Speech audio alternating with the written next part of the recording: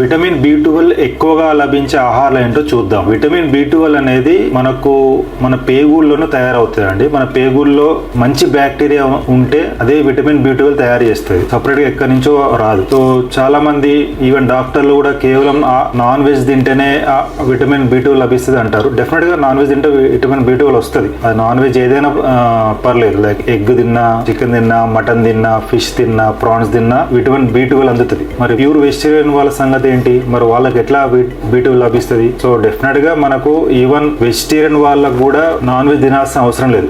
Vegetarians కి vegetarian sources నుంచి కూడా మనకు B12 లభిస్తుంది. అవి ఏంటో చూద్దాం ఈ రోజు. సో ఆవు పాలు తీసుకున్నా మనకు B12 లభిస్తుంది. స్వచ్ఛమైన ఆవు పాలు, దేశీ ఆవు పాలు, అలాగే పెరుగు నుంచే B12 వస్తుంది. మజ్జిగ, నెయ్యి, తర్వాత పన్నీరు, వీటన్నిటి నుంచి మనకు B12 లభిస్తుంది. ఇవి కాకుండా శనగలలో కూడా B12 చాలా లభిస్తుంది. వీటితో పాటు మొలకలు, ముఖ్యంగా మొలకలలో చూస్తే కనుక మనకు పెసర్ల నుంచి వచ్చిన మొలకల్లో విటమిన్ B12 చాలా ఉంటుందండి. వీటితో పాటు ఆకుకూరలలో పాలకూర తిన్నా, బీట్రూట్ తిన్నా మనకు B12 లభిస్తుంది. ఇది కాకుండా moringa leaf powder, so regular గా మునగాకు పౌడర్ తీసుకునే వాళ్ళకు B12 చాలా బాగా లభిస్తుంది. ఇది కాకుండా వీట్ గ్రాస్ జ్యూస్, అది మీకు ఆన్లైన్ లో కానీ ఆఫ్లైన్ లో దొరుకుతుంది. వీట్ గ్రాస్ జ్యూస్, ఆ వీట్ గ్రాస్ జ్యూస్ రెగ్యులర్ తీసుకున్నా కూడా మనకు B12 అందుతుంది. ఇది కాకుండా మష్రూమ్స్ లలో కూడా మనకు B12 సరిపడా లభిస్తుంది, మష్రూమ్స్ తిన్నా కూడా. వీటన్నిటికంటే బెస్ట్ సోర్స్ వెజిటేరియన్స్ కి B12 కావాలంటే ఫర్మెంటెడ్ ఫుడ్స్ తినాలి. అందులో మెయిన్ గా అంబలి, మిల్లెట్స్ అంబలి అయితే మీకు పుష్కలంగా B12 అందుతుంది. కాబట్టి వెజిటేరియన్స్ ఎవరైతే ఉన్నారో B12 కావాలంటే